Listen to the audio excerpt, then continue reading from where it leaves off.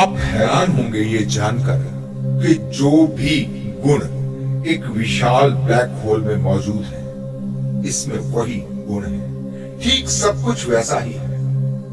अब आप समझ सकते हैं कि क्यों कहा जाता है कि सृष्टि ही सृष्टा है। सृष्टा सृष्टि से अलग नहीं है। गलती केवल तभी होती है जब आप परमात्मा को एक आकार दे देते हैं, तब परमात्मा को समझना असंभव हो जाता है। यही एनर्जी परमात्मा है जो सब जगह मौजूद है। परमात्मा से बाहर यहां कुछ भी नहीं। इस सब को समझाने का मेरा उद्देश्य है कि आप परमात्मा को उसके सही रूप में पहचान सकें। यहां भले ही आपको एक पत्थर निर्जीव दिखता हो, वो आपकी दृष्टि का दोष है। यहां सब कुछ जीवित है, सब कुछ चेतन है। पूरे ब्रह्मांड में यही चेतना फैली है, कण कण में मौजूद है। आप हैं क्या? आप अपने ही विचारों का एक जोड़ हैं। आपके दिमाग में 8600 करोड़ न्यूरॉन्स हैं, कोशिकाएं हैं, जिनमें आपकी सारी इंफॉर्मेशन, सारी जानकारी स्टोर है। 8600 करोड़ न्यूरॉन्स एक छोटे से दिमाग में, और हर किसी के दिमाग में। ये न्यूरॉन्स का ही सारा खेल है। एक एक न्यूरॉन एक साथ करोड़ों अरबों न्यूरॉन्स के साथ कम्युनिकेट कर रहा है, एक वार्तालाप कर रहा है। आपके सारे शरीर को ये ठीक एक कंप्यूटर की तरह ही संचालित करते हैं।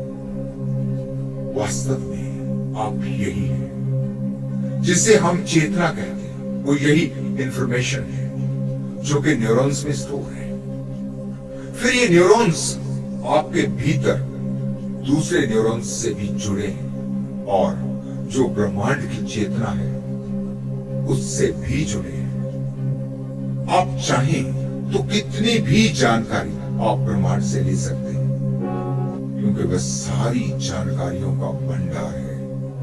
अब आप समझ सकते हैं कि आत्मा शरीर के कौन से हिस्से में होती है। जब मृत्यु होती है तो आज तक यही समझा जाता था कि आत्मा शरीर से बाहर चली जाती है। इसे जिस प्रकार से देखा गया वो देखना गलत होगा। ऐसे जैसे कोई गोल सी वस्तु या गोल सा कोई शेप शरीर से निकल के बाहर चले, एक चीज। लेकिन वास्तव में ये बिल्कुल भी सही नहीं है। आज विज्ञान की खोजों के आधार को ठीक से समझते हुए अगर हम उन जानकारियों को अध्यात्म से जोड़ दें, अगर उनको आत्मा से जोड़कर देखेंगे, तो आपको इसका ठीक ठीक पता चलेगा। जैसा कि मैंने पहले कहा कि हर चीज एटम से मिलकर बन रही है। यहां सब कुछ एटम्स का ही जोड़ है। ठीक इसी तरह चेतना भी एक जोड़ है, आत्मा भी तरंगों का ही जोड़ है। 8600 करोड़ तरंगों का एक जोड़। जैसे ही मृत्यु होती है तो यही आत्मा 8600 करोड़ हिस्सों में बढ़ जाती है। जैसे कोई बड़ा सा पत्थर चूर चूर होकर धूल के बारीक कणों में बदल जाए, ठीक ऐसे ही सारी चेतना ब्रह्मांड की चेतना के साथ एक हो जाती है। अपनी एक वीडियो में मैंने आपको सागर का उदाहरण देकर इसे समझाया था कि कैसे सागर से वाष्प बनकर पानी बादलों का रूप ले लेता है, फिर कहीं कहीं जाकर बूंदे बनकर पृथ्वी पर बरस जाता है, फिर वही पानी नदियों से होकर या फिर अन्य तरीकों से फिर से सागर में जा मिलता है, और ये क्रम चलता ही रहता है। फिर वाष्प बनकर बरस जाना, फिर सागर से मिलन, जैसे एक चक्र है। लेकिन जो बूंद दोबारा बरस रही है वो वही पहले वाली बूंद नहीं हो सकती।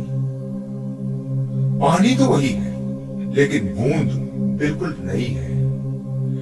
यही हमारी आत्मा के साथ हो रहा है। एनर्जी का ब्रह्मांड की एनर्जी से मिल जाना, फिर दोबारा जन्म में फिर से 8600 करोड़ ऊर्जा कणों का कहीं कहीं से जुड़कर एक हो जाना और एक चेतना का रूप ले लेना।